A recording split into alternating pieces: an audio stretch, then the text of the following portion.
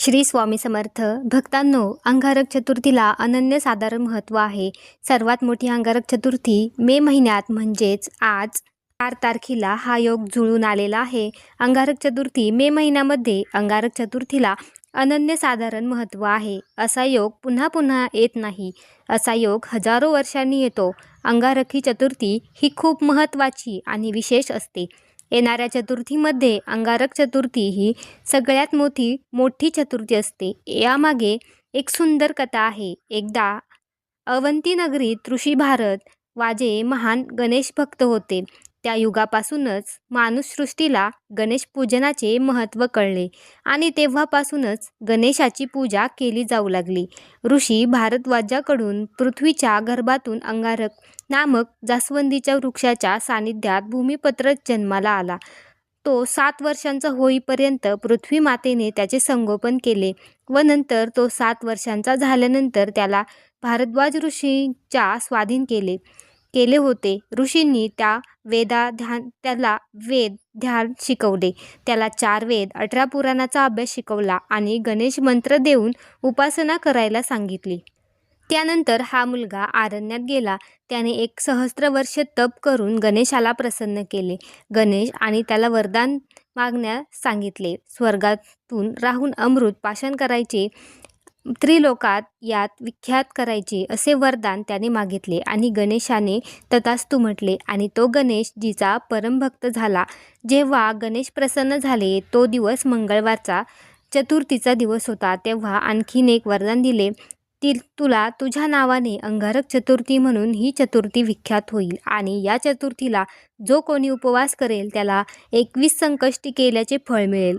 जो भक्त आजच्या दिवशी 108 वेळा या मंत्राचा जप करेल त्याला अनंत साधारण अंगारक चतुर्थीचे व्रत केल्याचे पुण्य मिळेल.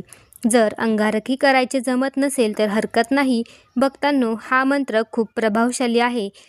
आपल्या आईने आपल्या मुलांसाठी म्हणजेच मुलांच्या अभ्यासात एकाग्रता लागावी, त्यांची बुद्धी तीक्ष्ण व्हावी, मुले प्रत्येक परीक्षेमध्ये उत्तीर्ण व्हावे असे जर वाटत असेल तर आज हा मंत्र तुमच्या घरामध्ये तुमच्या मोबाईलवर फक्त चालू करून ठेवा. त्याचबरोबर भक्तांनो, हा मंत्र खूप प्रभावशाली आणि चमत्कारिक आहे. या मंत्राचा उच्चार आणि तुमच्या घरातील सर्व नकारात्मकता निघून जाते. तुमच्या घरावर येणारे प्रत्येक संकट तिथेच थांबून नष्ट होते. हा मंत्र म्हणजे श्री गणेशाचा आशीर्वाद आहे आणि तो तुम्हाला आज मिळणार आहे. मंत्र शेवटपर्यंत ऐकत राहा, मध्येच सोडू नका, नाहीतर तुम्हाला याचा फायदा होणार नाही. चला तर भक्तांनो, आपल्या मंत्र जपाला सुरुवात करूया. ओम श्री विघ्नहराय विघ्नेश्वराय नमः. ओम श्री विघ्नहराय विघ्नेश्वराय नमः. ओम श्री विघ्नहराय विघ्नेश्वराय नमः. ओम श्री विघ्नहराय विघ्नेश्वराय नमः. ओम श्री विघ्नहराय विघ्नेश्वराय नमः.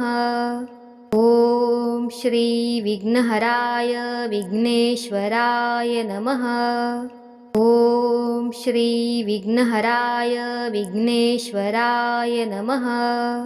ओम श्री विघ्नहराय विघ्नेश्वराय नमः. ओम श्री विघ्नहराय विघ्नेश्वराय नमः. ओम श्री विघ्नहराय विघ्नेश्वराय नमः.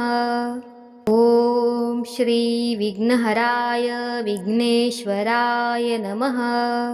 ओम श्री विघ्नहराय विघ्नेश्वराय नमः.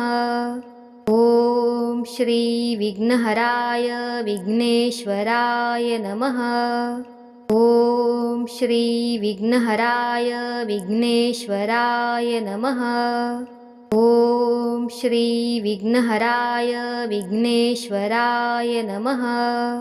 ओम श्री विघ्नहराय विघ्नेश्वराय नमः.